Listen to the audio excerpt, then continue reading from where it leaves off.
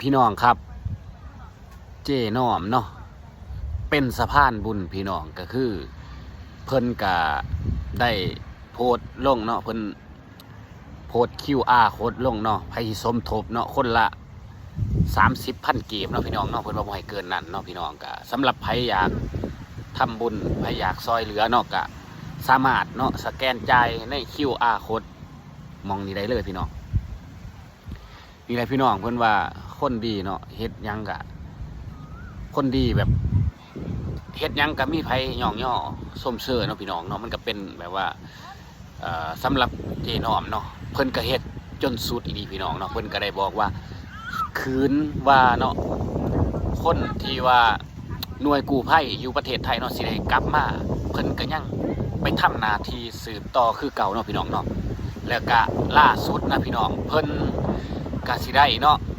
สร้างแบบว่าเพิ่นสิตกแต่งเฮือนเนาะให้ทั้ง2คนที่ว่าผัวเพิ่นติดอยู่ในถ้ำเนาะ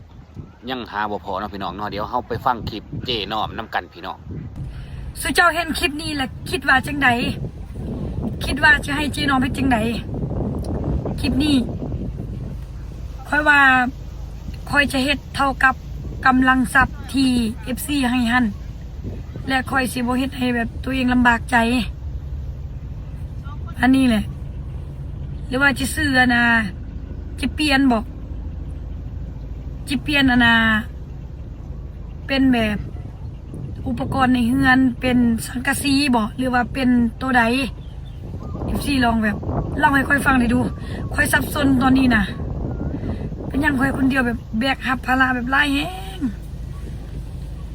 นี่แหละพี่น้องเนาะคนดีของสังคมพี่น้องคนดีของสังคมแล้วก็เจน้อมเพิ่นก็คือสะพานบุญเนาะสำหรับคนที่อยากทำบุญอยากเขาเอิ้นว่าอยากซอยเหลือเนาะไอ้ครอบครัวที่เพิ่นประสบภัยเนาะพี่น้องเนาะก็จังใดก็ขอให้เพิ่นทำดีแบบนี้ต่อไปเด้อสืบทอดต่อไปเด้อพี่น้องเด้อแม่นบ่ขอให้เพิ่นเฮ็ดดีแบบนี้ตลอดไปเนาะพี่น้องเนาะก็ฝากพ่อแม่พี่น้องกดแชร์ต่อนี่เด้อครับผม